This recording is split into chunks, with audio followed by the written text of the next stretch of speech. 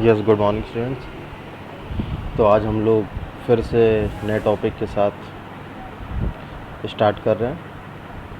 तो पिछली बार हम लोगों ने शायद पॉलिनेशन पे बात कर ली थी, और पॉलिनेशन के बाद आज नेक्स्ट जो वीडियो है हमारी वो डबल फर्टिलाइजेशन पे बननी थी, जैसा कि मैंने कल आपको बता दिया था।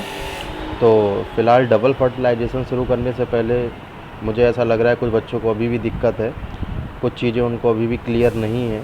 जो वर्डिंग आपके एनसीईआरटी बुक में आ रही है तो उससे आप काफ़ी कंफ्यूज हो रहे हैं। तो उन छोटी छोटी चीज़ों को मैं एक बार फिर से क्लियर कर देता हूं, जिससे आपको सारी चीज़ ईजी हो जाए और आप उसको ईजी अंडरस्टैंड कर पाओ। तो सबसे पहले हम लोग आउट ब्रीडिंग डिवाइस की बात करते हैं बेटा।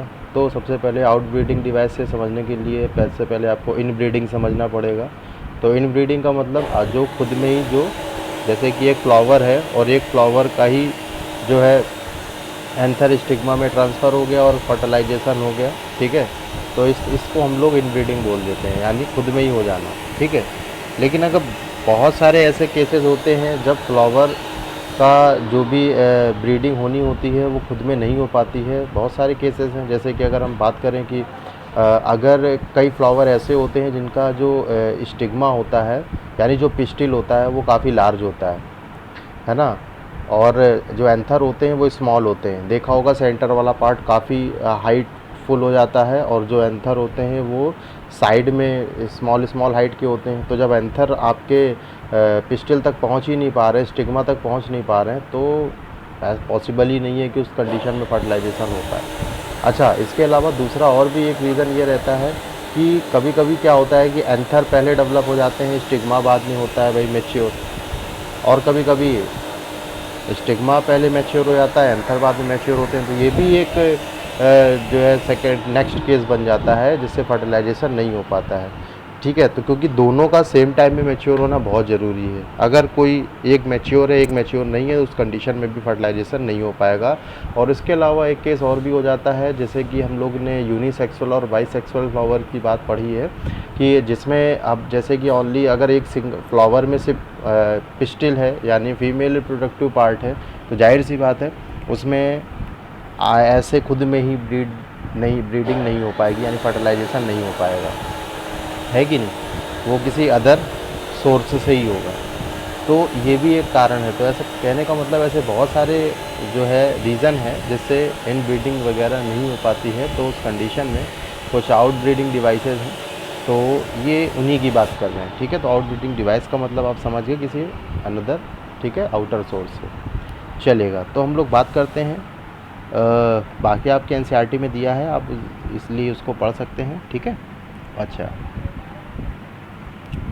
हम लोग बेटा बात करते हैं पॉलन पिस्टिल इंटरेक्शन की, ठीक है। तो पॉलन पिस्टिल इंटरेक्शन आखिर क्या है, किस तरह से होता है, ठीक है। पॉलन कैसे आपके स्टिग्मा वॉल पे आता है, ठीक है। उसके बाद आपके पॉलन ट्यूब का जर्मिनेशन होता है, ठीक है। तो ये सारी चीज़ें हम लोग विद फिगर, ठीक है, इंट्रोड्यूस करेंगे, चलेगा बेटा। तो सबसे पहले पॉलन पिस्टिल इंटरेक्शन का मतलब समझा जाए बेटा। अच्छा, आप मुझे ये बताओ, ऐसा ज़रूरी तो है नहीं कि यार जो फ्लावर है और उस फ्लावर में कोई पॉलन ग्रेन आ रहा है तो वो बेस्ट क्वालिटी का ही हो, है ना। हम लोग कोशिश ये करते हैं कि जो भी फर्टिलाइजेशन हो वो बेस्ट गैमीट्स के बीच में हो, ठीक है ना। यानी अगर पॉलन ग्रेन्स हो तो बेस्ट हो, ठीक है। एग सेल हैं बेस्ट हो, जिससे कि जो ब्रीड है वो बेस्ट तैयार होगी। ऐसा हम लोग एनिमल्स में भी करते हैं, प्लांट में भी सेम ऐसा ही कोशिश करते हैं हम लोग। तो ज़रूरी है क्या जो पॉलन ग्रेन आ रहा है और स्टिग्मा वॉल पे जो है टच हो रहा है वो बेस्ट क्वालिटी का ही हो? ऐसा तो बेटा ज़रूरी नहीं है, डिज़ायर हो वो, ठीक है। तो अब अगर हमें ये कोशिश करनी है कि जो भी पॉलन ग्रेन डिज़ायर हो वही जो है फर्टिलाइजेशन करे, तो इससे हमारी और अच्छी ब्रीड तैयार होगी। तो इस वजह से हम लोग ये सारी कोशिशें करते हैं, वो भी हम लोग आगे पढ़ेंगे तो पॉलन पिस्टल इंट्रैक्शन में क्या होता है, ऐसा ज़रूरी नहीं होता है कि बेस्ट क्वालिटी का ये पॉलन ग्रेन आके स्टिग्मा वॉल पे जो है अटैच हो जाए।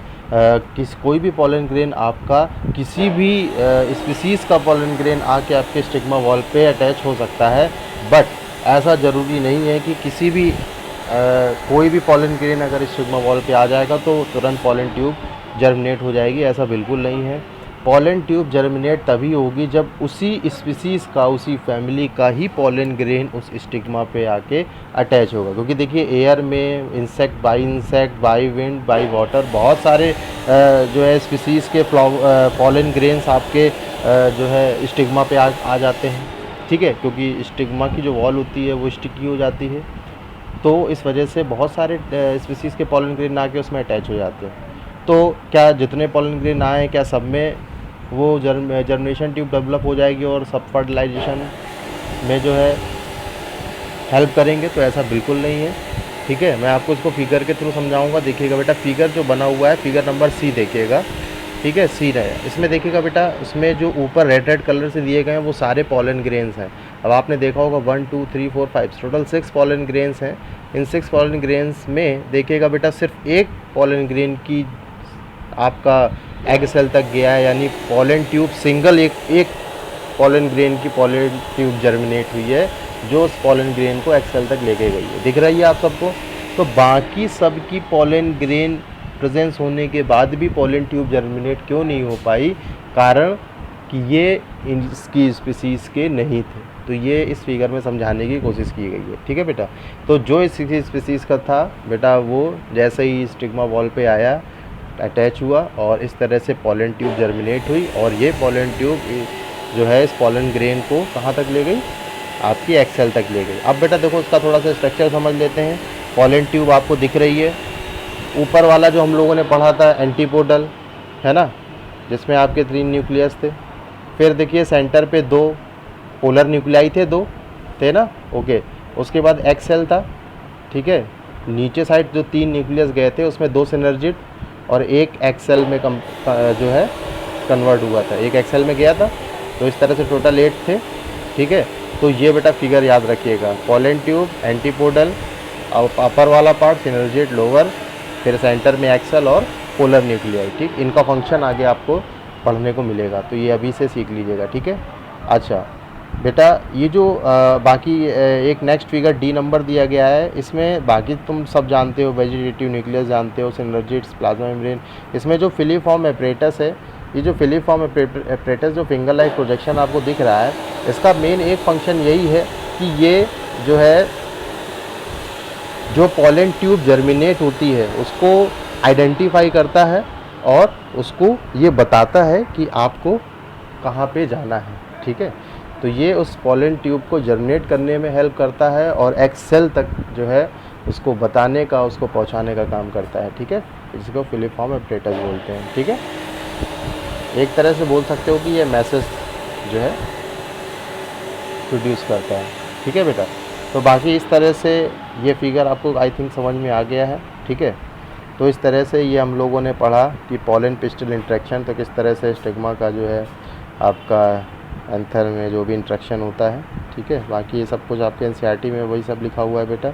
हाँ, तो जैसा कि मैंने आपको बताया था कि ऐसे बहुत सारे पॉलन ग्रेन्स हैं बेटा जो वीक होते हैं और स्टिग्मा वॉल पे टच होते हैं, और अगर उन्हीं की फैमिली का हुआ तो वो पॉलन ट्यूब जर्मिनेट कर देंगे, वो एक्सेल से मीट करेंगे और फर्टिलाइजेशन हो जाएगा। तो इस तरह से जो सीड की क्वालिटी होगी वो तो वीक होगी है ना, तो उससे जो प्लांट जर्मिनेट होगा वो वीक होगा।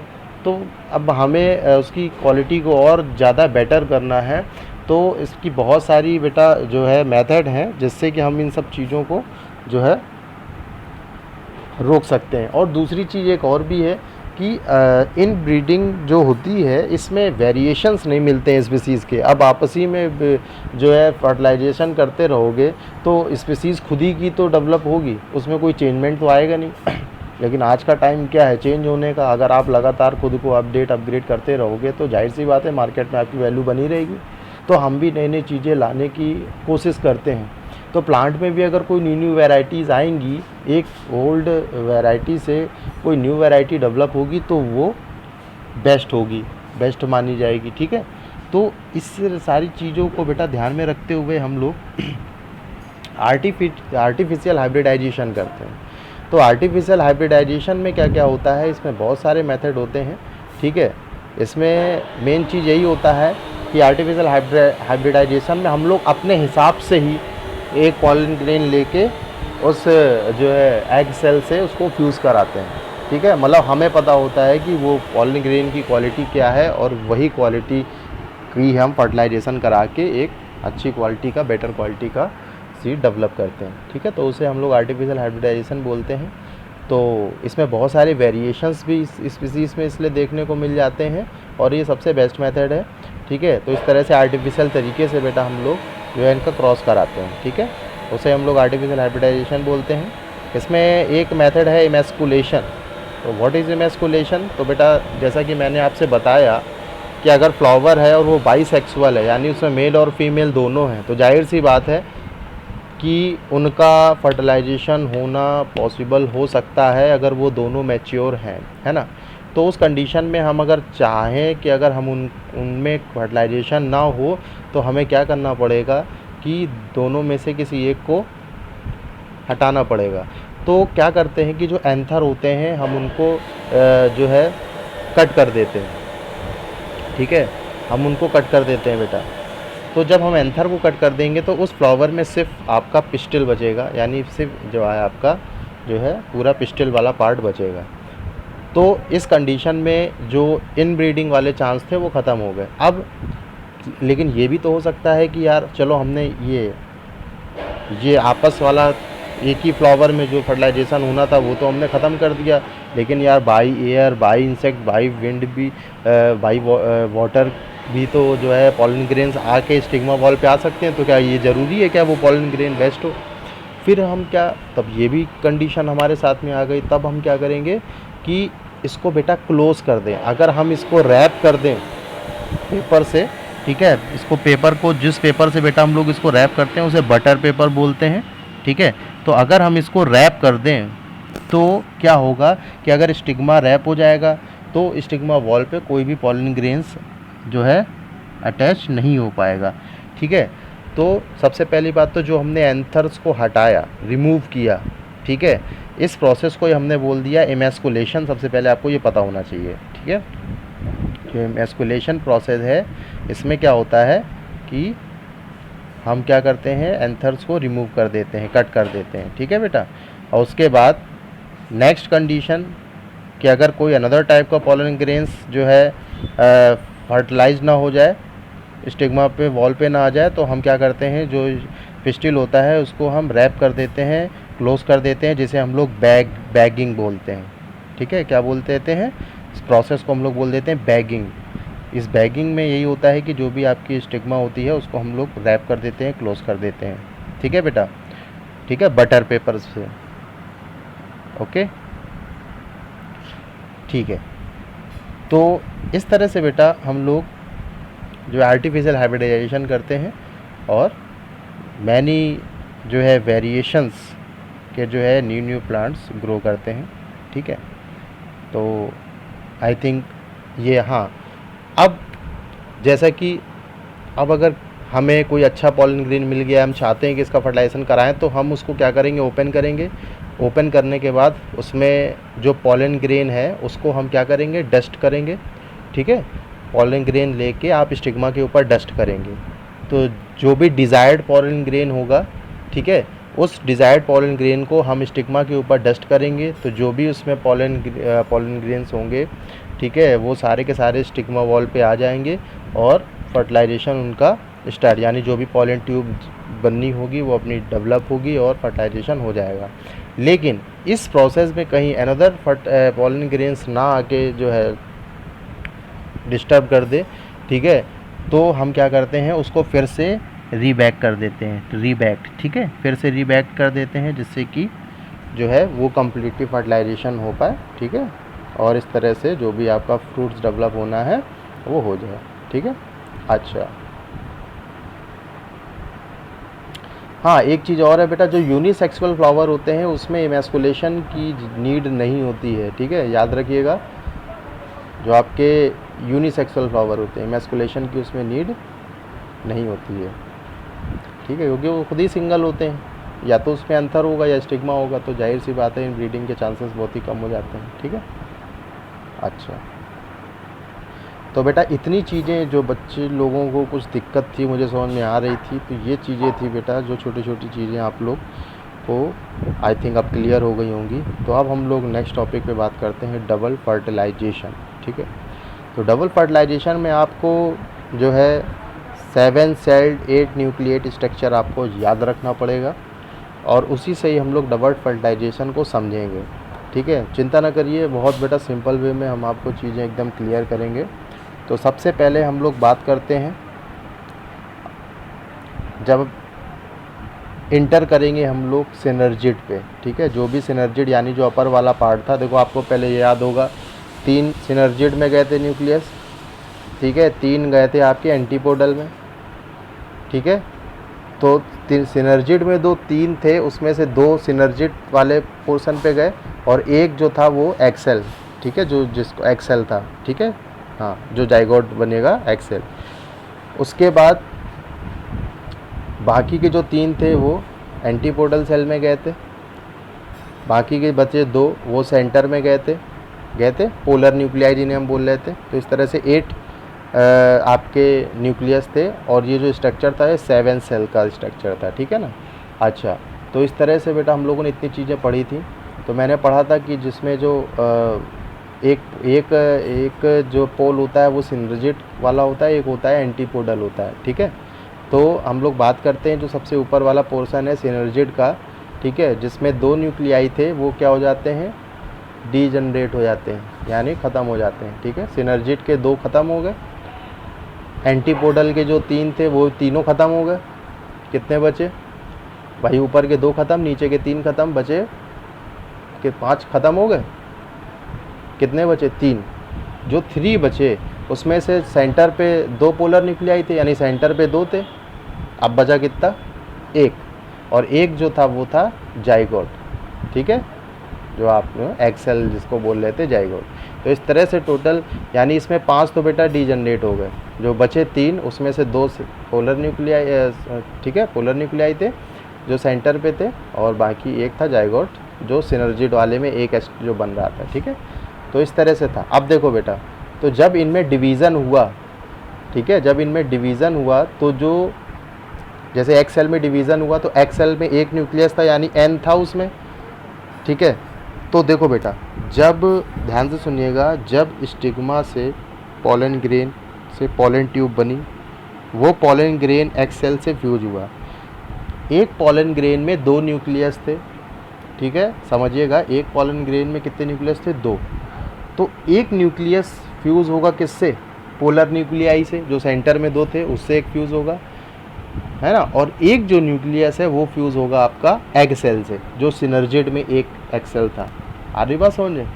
तो एक पोलन ग्रेन में जो 2 न्यूक्लियस थे उसमें से एक न्यूक्लियस आपका सेंटर पोलर न्यूक्लियाई में, ठीक है, और बाकी का जो एक था सिनर्जिड वाले एक्सेल से फ्यूज़ हुआ।